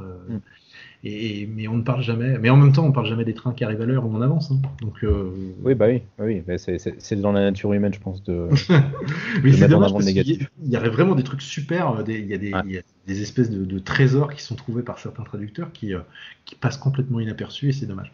Voilà. Bah, rien que sur House of X et Powers of Ten, la traduction, Ouais. elle est quand même à saluer parce que le taf qu'il y a de traduction derrière, il y a non seulement les dialogues, bon bah classique, c'est du comics, il y a surtout tous les schémas de Hickman et toute la traduction, trouver des correspondances avec les termes techniques qu'invente Hickman. Oui. Ah, c'est quand même, enfin vraiment là, Il y a des bravo quoi. trucs, il y a des trucs, t'es contente qu'on te l'ait pas filé, tu vois. Bah ouais, mais ouais, Non, tu bah, m'étonnes. Bah là, de toute façon, enfin, j'avais lu l'interview du traducteur, du coup, j'ai oublié son nom, le traducteur de House of X et Powers of Ten, qui disait qu'en fait, il avait déjà commencé à prendre des notes à la publication VO parce qu'il savait qu'il allait traduire pour pouvoir se mettre dans le bain tout de suite parce que c'était, enfin voilà quoi, c'est un foutoir sans nom quoi. c'est Ben Cagé. Mais voilà, c'était sur la partie traduction. Donc, et c'est vrai que c'est toujours un plaisir, c'est toujours amusant à faire. C'est drôle de faire parler ces personnages qu'on lit depuis qu'on est petit. Donc voilà. Et pour les apprentis traducteurs, soyez persévérants. Ça viendra à un moment donné. Ça viendra à un moment donné, et puis soyez persévérants, et puis n'arrivez pas en disant je suis traducteur, arrivez en traduisant, c'est-à-dire faites des traductions. Voilà. Et envoyez ce que vous faites aux éditeurs pour qu'ils puissent voir ce que vous faites. Comme ça, plutôt que de prétendre que vous pouvez traduire, faites-le. Ouais, vous montrez que vous pouvez le faire. Ouais, non, Voilà, c'est clair. exactement. Et puis, soyez persévérants, c'est-à-dire que peut-être que pendant des mois et des mois, vous n'aurez pas de réponse, mais si vous avez fait un bon taf, avec un peu de bol, peut-être que quelqu'un un jour va dire « Ah tiens, là, on a besoin de quelqu'un rapidos, et paf, voilà. » Ouais, du coup, on va aborder un dernier point parce que, bah, évidemment, ton autre grosse partie de l'activité, c'est Top Comics. Ouais. Tu fais de la review. Sur le site, vous faites aussi beaucoup de top, d'où le nom du site d'ailleurs. C'est ça. C'est un de vos trucs. C'était quoi l'idée? Enfin, t'as dit c'était un peu le développement. Enfin, c'était ton projet en fait de fin de parcours. Ouais, de fin de formation. De fin de formation. Mais aujourd'hui, c'est quoi l'idée derrière Top Comics en fait? C'est simplement, comme pour nous en fait sur lescomics.fr, j'ai envie de dire partager la passion. C'est apporter une nouvelle pierre du coup à l'édifice dans le cercle pas des influenceurs mais des rédacteurs en fait sur le comics. C'est quoi qui te pousse encore là-dedans dans cette phase-là? Dans Top Comics, Ouais. alors il y a deux choses. Bon, il y a évidemment la participation, le plaisir d'écrire sur des trucs que tu aimes bien. D'ailleurs, on réussit plus facilement. J'imagine que c'est pareil au comics.fr. Ouais. On réussit plus facilement à parler de ce qu'on aime que de parler de choses qu'on n'aime pas. Ça dépend. Ah ouais. Alors moi, j'ai beaucoup de mal à détruire une œuvre. Quoi. Justement, en fait, mais c'est ce qui est intéressant, je trouve, quand on fait un aparté, mais quand tu n'aimes pas, c'est toujours intéressant d'essayer d'objectiver un peu, d'objectifier pourquoi tu n'as pas aimé, d'essayer d'éclaircir vraiment ce point-là. Après, ça te force à creuser un peu en toi-même et c'est parfois difficile, mais c'est vrai que j'aime bien. Moi, ce que j'aime pas chroniquer, c'est les titres qui m'ont plu, mais moyennement.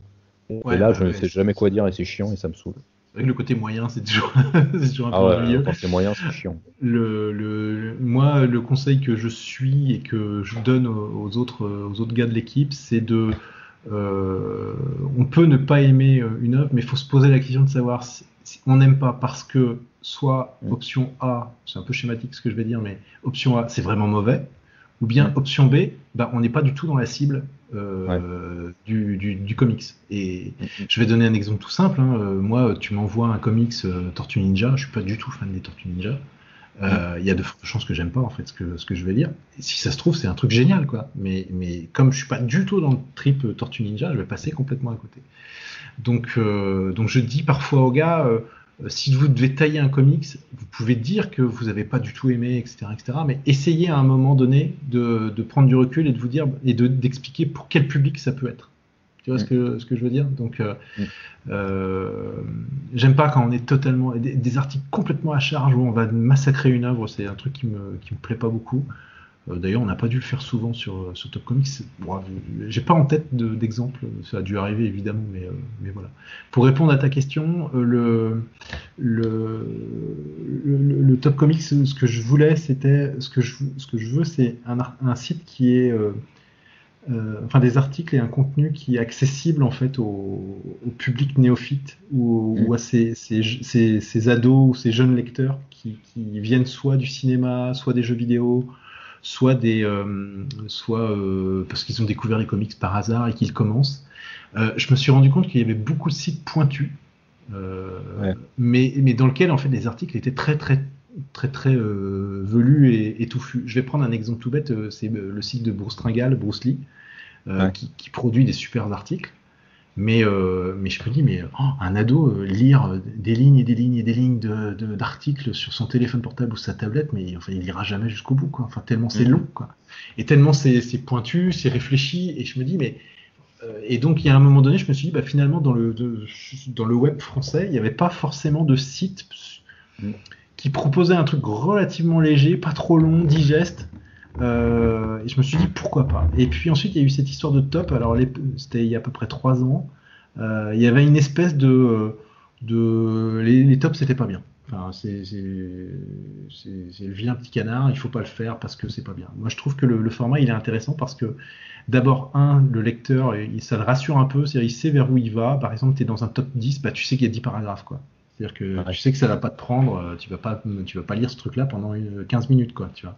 Ensuite, c'est une lecture facile parce que ça permet une lecture transversale et de zapper, en fait, assez rapidement certains items pour aller vers l'item qui t'intéresse. Comme il n'y a pas une construction, un enchaînement dans la réflexion, ça permet d'aller assez rapidement à un sujet et donc de fluidifier la lecture. Et ça m'intéressait de travailler ce genre de choses et de prendre ce type d'article pas forcément très aimé pour voir en fait si on n'avait pas moyen d'en faire quelque chose de qualitatif. Et autant je trouve que moi le boulot que je fais sur Top Comics, les tops que je peux faire, il y a certains dont je suis pas très fier et que je trouve pas terrible parce que c'est trop simplifié, c'est trop voilà. Autant certains gars de l'équipe, je pense notamment à JB, je pense à Benwave, je pense à Doop, ils font des trucs dans les tops qui sont parfois, je trouve ça un peu, quand je lis des critiques sur Top Comics par rapport au fait qu'on fasse des tops, je trouve ça un peu dur parce que il y a vraiment des tops où les gars de l'équipe se sont fait chier à aller chercher les informations et à les présenter de manière facile et agréable à consulter. Alors oui, on n'est pas dans une qualité rédactionnelle d'un journal ou de ce qu'on peut trouver sur Bruce Lee, par exemple, parce que j'aime bien ce que je trouve sur Bruce Lee, notamment. Mais il y a quand même énormément... Enfin, pour certains articles, JB ou les autres, ils ont été cherchés, quoi. Je peux te dire que... ou même quand on lance un top, tu vois, pour rien te cacher, on a fait des tops sur Galactus ces derniers temps, parce que ça nous est marré de travailler sur Galactus. Et à un moment donné, je dis en déconnant, on va faire le top de toutes les apparitions de Galactus à poil. Et donc, évidemment, ce genre de truc que tu fais en déconnant au sein de la rédaction.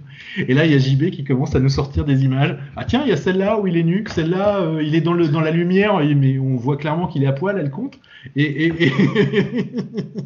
tu dis, mais ces mecs sont fous, quoi. Ils sont capables d'aller trouver des trucs. Tu sors n'importe quelle connerie ou n'importe quel truc un peu hallucinant, ils sont capables d'aller chercher, d'aller les trouver et de trouver des choses, quoi. Et il y a aussi parfois un côté, allez, prenons une idée à la con et voyons s'il y a moyen d'aller, s'il y a des choses à aller chercher dans la culture comics. Et globalement, sur à peu près toutes les idées qu'on a pu sortir, on a tout le temps trouvé quelque chose, quoi. C'est-à-dire que c'est une culture qui est tellement riche, que ce soit dans le mainstream ou dans l'indé, il y a toujours des choses qui correspondent à... Tiens, si on faisait un top des persos schizophrènes, tiens, boum. Donc ouais, en fait, ces tops-là, c'est pas mal parce que c'est vrai que j'avais une idée un peu... pareil, moi, je suis pas forcément un fan des top 10. C'est quelque chose que je trouve assez, entre guillemets, facile à faire, dans le sens où ça me paraît vraiment être le truc basique de chez basique.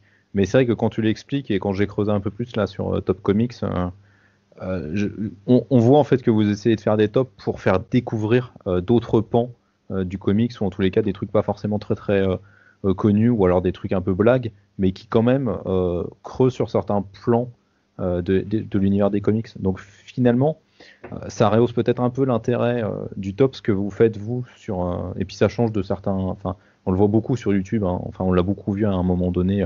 Le top de machin, le top de ci, le top de truc. Et c'est parfois un peu gavant. Et c'est vrai que là sur Top Comics, vous essayez de proposer quand même une alternative. Donc je trouve ça intéressant quand même. Bah, c'est ce qu'on essaye de faire. Parfois on se lance quelques défis, genre Ouais. tiens, tu vois, j'ai fait un truc sur les prisons. Bon alors, c'est quoi les prisons les plus connues là de l'univers des comics? Et puis alors du coup, bah, parfois on trouve des trucs qu'on avait complètement oubliés. Et tu as raison, l'un des objectifs, c'est aussi parfois de remettre en avant certains pans, peut-être pas des pans, mais certaines parties des comics qui sont un peu oubliés ou auxquels les lecteurs n'ont pas forcément fait gaffe, et de dire bah tiens, là vous avez peut-être aussi un truc à creuser que vous avez peut-être jamais rencontré, etc., ou que vous n'avez peut-être jamais lu. Tu vois, j'ai fait un top dernièrement sur les mutants puissants et oubliés.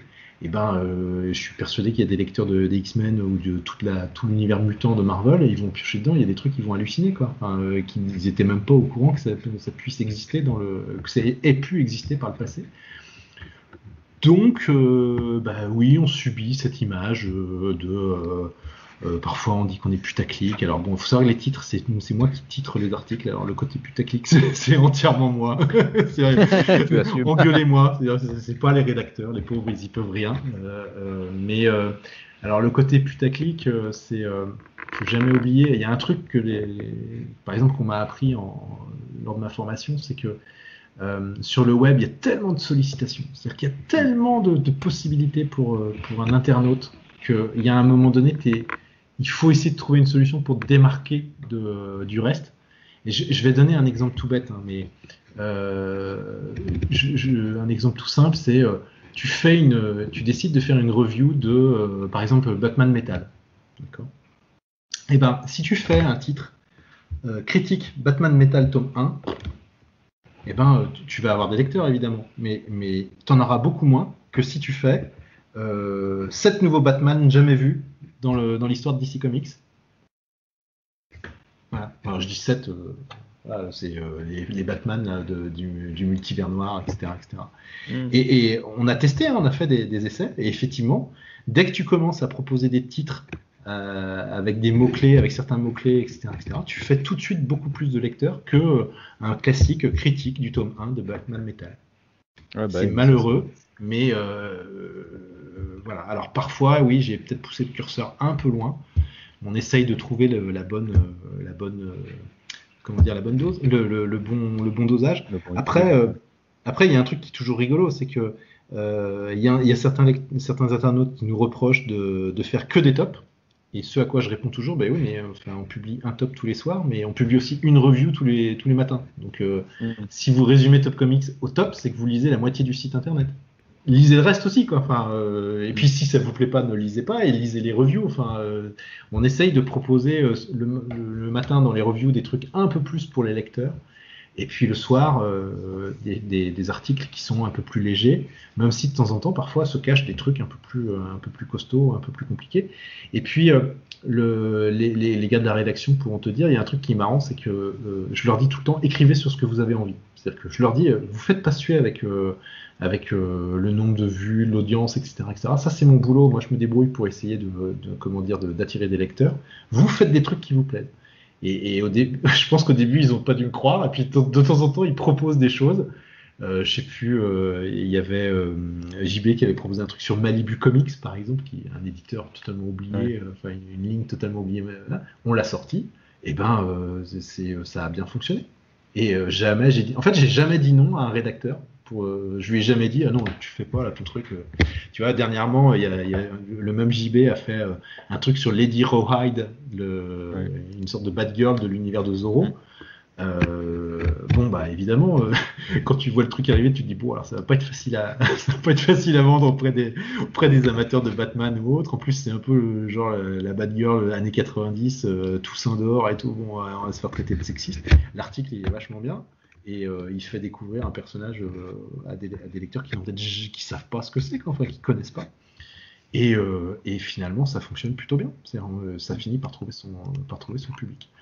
Donc, Voilà, vous savez, ça fait maintenant 3 ans. Maintenant, je suis un peu habitué aux critiques sur Top Comics. Un jour, il y a un gars dans une convention, il arrive vers moi, il me fait ouais, de toute façon, Top Comics, là, c'est le truc de Topito, là. Je lui dis oui, oui, merci, mais c'est la moitié du site. Ah bon? Bah oui, on fait des reviews aussi, mais il faut le lire le matin. Voilà. Et comme je dis souvent, bah ouais, mais si vous cliquez sur le top des 25 nénettes Marvel les plus sexy, eh ben, posez-vous des questions. Pourquoi vous avez cliqué sur celui-là et pas sur l'article juste au-dessus d'une review d'un comics indépendant? Ouais. Ouais, aussi. Donc, c'est toujours le truc, hein, c'est toujours l'équilibre à trouver aussi voilà. entre ce que tu promeus, ce que tu publies, ce que tu proposes. Et puis oui, effectivement, il y a les gens aussi sur ce sur quoi ils cliquent. Hein. C'est leur clic aussi qui influence énormément les résultats qui sont affichés derrière. Hein. Les chiffres d'audience, moi je les ai. Les sites, les articles les plus lus, c'est quoi? C'est les personnages les plus forts, c'est les personnages les plus sexy. Voilà. Ouais, bah oui, c'est Après, très étonnant. Donc, tout le monde va faire. Ah mais non, moi ce que je veux, c'est des articles sur des comics indépendants que personne ne. Non, en fait, non, mais ça c'est pas vrai. Enfin, c'est pas vrai. Enfin, je veux dire, moi les mecs qui me disent ça, bah oui, probablement qu'ils viennent lire, mais la plupart des gens, c'est pas ça qu'ils attendent. D'ailleurs, c'est intéressant d'être dans les coulisses parce que il y a ce qu'on imagine être le marché et une partie du marché, parce que c'est quelque part l'audience d'un site web, c'est une espèce de reflet du marché. Il y a ce qu'on imagine en tant que lecteur et finalement la réalité concrète, quoi. C'est-à-dire de se rendre compte que tu fais une chronique d'un X-Men, tu vas faire, je prends un exemple, sur un X-Men, on a fait 20 000 vues sur une chronique d'un X-Men, le dernier X-Men avant la relance de Hickman. Ouais. Le dernier softcover, voilà, il a fait 20 000 vues. À côté de ça, tu as un bouquin de chez Bliss Edition qui sort, et on le sort dans la même semaine, et ça va faire quoi? Ça va faire 500, 700 vues. Et après, on va venir me dire, ah bah oui, mais les X-Men, c'est du mainstream, nous on préfère de l'indé. Bah ouais, mais concrètement dans les chiffres, non, le public il préfère pas l'indé, quoi. Le public il préfère le mainstream. Bon, bah donc il en faut tout, il en faut pour tout le monde, on essaye d'en proposer pour tout le monde. Voilà. Ouais, mais c'est comme tout en fait. Hein. Je pense qu'il faut essayer d'en proposer un maximum pour plaire à un maximum de gens. Nous, c'est vrai que sur lescomics.fr, j'ai de plus en plus adopté une démarche très politisée et puis très. Alors, j'aime pas ce terme-là, mais il y en a certains qui nous catégorisent comme éditistes. Mais parce que oui, on aime analyser les choses, on aime aller au fond de ce que proposent les comics. Mais en même temps, parce qu'on pense aussi qu'il en faut pour tout le monde en fait. Et que vous proposez des choses qui sont accessibles à tout le monde. Il y a plein de sites qui le font. Enfin, il y a plein de sites. Il y a des sites qui le font. Nous, on n'a pas envie de faire ça, en fait. Et ça n'a jamais été notre. Je pense que même Matt, quand il a fait le site, ça n'a jamais été fondamentalement son objectif derrière, quoi. Tout à fait. Voilà, ouais. Je pense qu'il en faut pour tout le monde. Ouais. Puis globalement, ce qui est chouette, je trouve, sur la plupart des sites, je parle des sites internet. Je parle pas de ce qu'il y a en plus, YouTube, etc. Globalement, je trouve qu'il y a quand même une qualité de rédaction. Globalement, les gros sites sont lescomics.fr, Feu Comics Blog, Bruce Tringal, etc., etc. Il y a une qualité d'écriture. Bon, évidemment, c'est du travail bénévole, donc il y a un moment donné, ça s'en ressent aussi, mais globalement, c'est quand même vachement bien. Enfin, l'internaute est quand même bien, l'internaute français dans ce domaine-là est quand même vachement bien servi, quoi. Donc, c'est sûr qu'on compare à l'internaute américain, il est bien servi, ouais, ça c'est clair. Ouais, voilà. Donc, et puis, oui, une recherche de qualité. Moi, nous, par exemple, tu vois, pas plus tard que ce matin, j'ai titré sur Batman Créature de la Nuit, est-ce que c'est pas le meilleur Batman de l'année? Et clairement, on prend position. C'est-à-dire que le White Knight là qui va sortir, non, quoi. Enfin, nous, c'est. Ouais.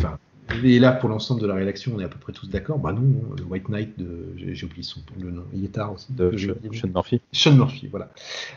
Non, même le premier tome qu'il avait sorti, non, c'est pas terrible, quoi. Enfin, donc, et donc, du coup, on se positionne. On dit, nous, on préfère Kurt Busiek et John Paul Leon parce que leur proposition, elle est originale, c'est hyper quali, il y a plusieurs niveaux de lecture.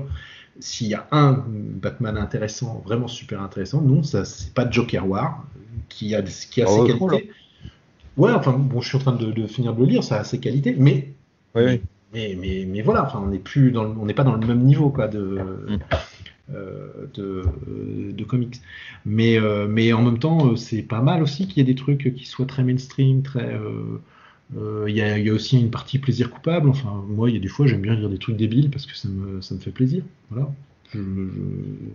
Donc, je pense. Enfin, en dehors en dehors de mes autres passions, j'ai une autre passion, j'adore le cinéma italien des années 70, le cinéma d'épouvante italien des années 70, c'est-à-dire que les giallo, etc., etc. Bon, bah, pour la plupart de ce genre de films, je sais très bien que c'est nul. Hein. Enfin, je veux dire, j'en ai, mais non, mais enfin, pour certains que je vois, c'est franchement à chier. Oui. Mais ça me fait marrer de les regarder et ça me plaît. Mais par contre, j'ai pas de. Je me leurre pas sur ce que je suis en train de regarder, tu vois. Oui, tu sais ce que tu es en train de regarder, tu sais, mais tu ça me sais ce que plaît. tu es en train de Voilà. consommer en fait.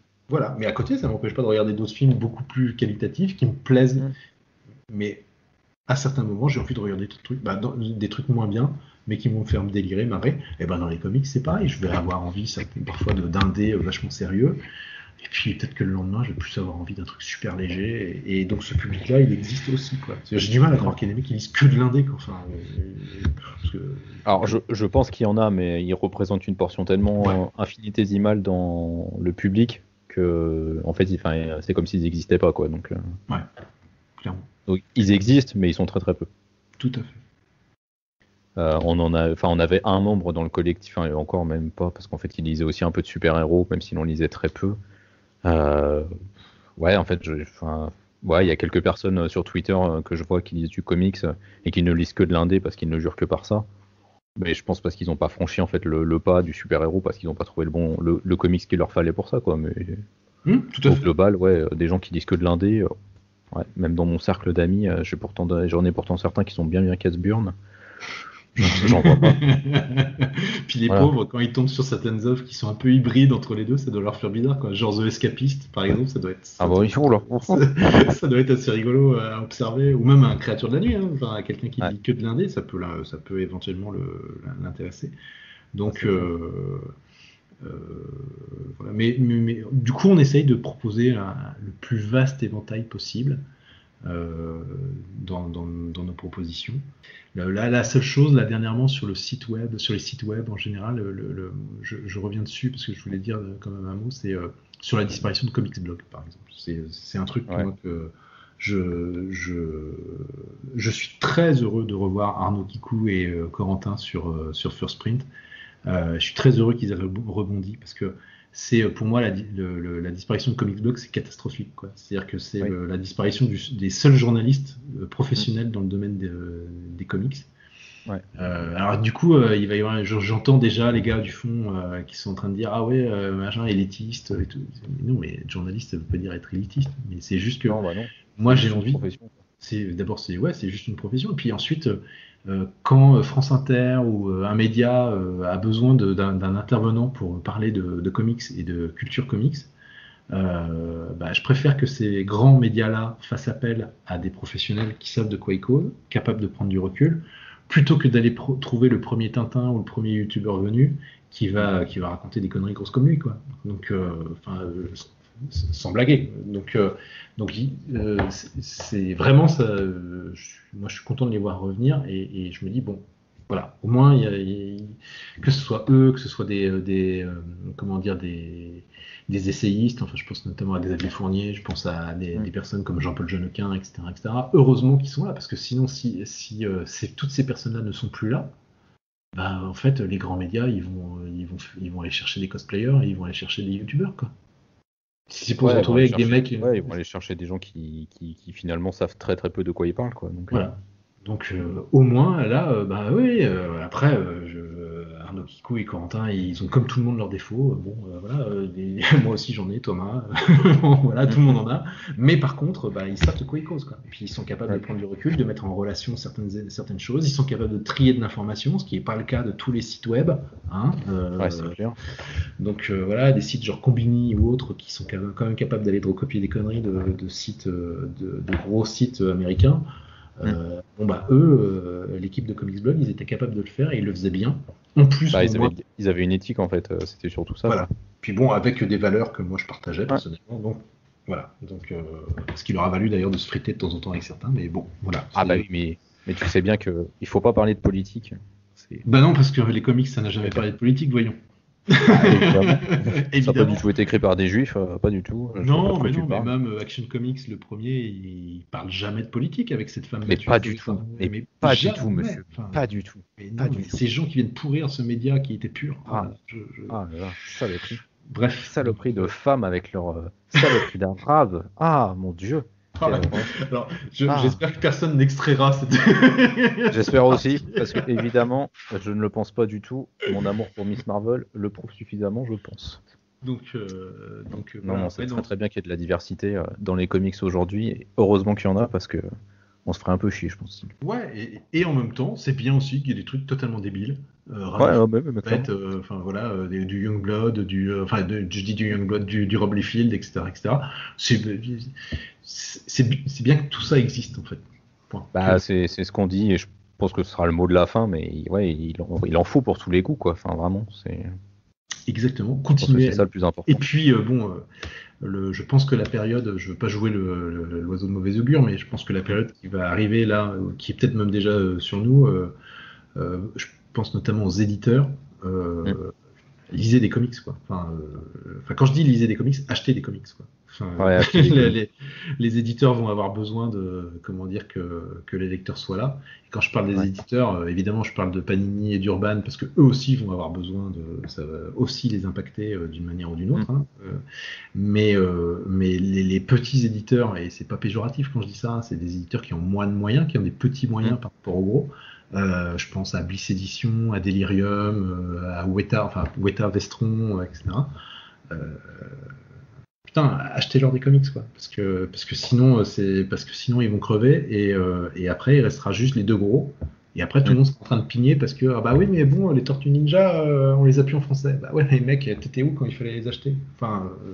Ouais, c'est ça. Je pense que c'est important de soutenir les éditeurs là dans la période actuelle. C'est important de défendre les libraires aussi, notamment les libraires indépendants. Ouais. Tout à fait. De pas aller sur Amazon, de pas, enfin même si la Fnac est français, de pas aller trop sur la Fnac.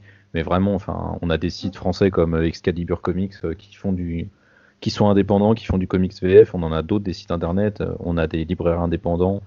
Il y en a beaucoup aujourd'hui. Allez là-dedans, quoi. C'est eux les lieux de conseil, quoi. Le comportement des lecteurs plus que jamais va jouer énormément. Et penser aussi aux petits éditeurs qui apportent aussi énormément de diversité et énormément de titres qui jamais ne sortiraient sinon ni chez Urban, ni chez Glénat, ni chez Panini, quoi. Donc, Ah bah c'est clair. et puis un peu de positivisme, je vais inventer un terme, mais un peu de positivisme, ça n'existe pas. Il est tard, pardon. Alors Mais- ça existe, mais pas dans le sens où tu le. Pas où dans tu le sens, l'emploies. voilà. Alors donc c'est pas ça, on va oublier. Un peu de positivité. Ouais, et ben voilà, un peu de positivité. C'est-à-dire, mettez en avant les trucs que vous aimez et puis défoncez pas. Enfin, ne mettez pas forcément en avant les trucs mauvais, quoi. Mettez en avant les trucs qui sont bien. Voilà, ça me paraît. Je pense qu'on en a tous besoin, quoi. Ah oui, je pense. Ouais. Voilà. Donc, surtout qu'en plus on a une production qui est assez énorme. Moi personnellement, je ne peux plus suivre tout ce qui sort. Tellement. Bon, je pense qu'on en est tous là malheureusement.